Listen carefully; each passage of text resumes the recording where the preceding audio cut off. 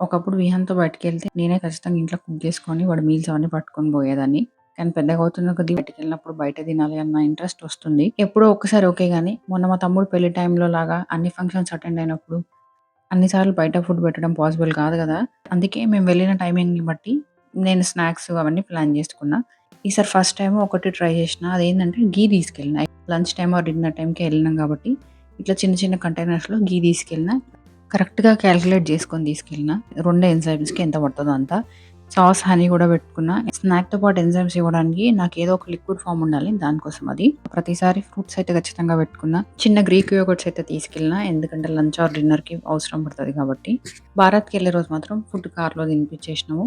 ఎందుకంటే అది already dinner time గదా! విహాన్‌కి టైమ్ టు టైమ్ ఫుడ్ ఉంది కాబట్టి, నేను గూడా ప్రశాంతంగా ఫంక్షన్స్ అన్నీ ఎంజాయ్ చేయగలిగిన. నెబులైజేషన్స్ కూడా ఒక్క పూట కూడా మిస్ చేయలేదు. కొంచెం టైమింగ్ అటు ఇటు అయింది. కొంచెం లేట్‌గా పెట్టినాం కావచ్చు గానీ, ఖచ్చితంగా నెబులైజేషన్స్ అయితే పెట్టేసినాము.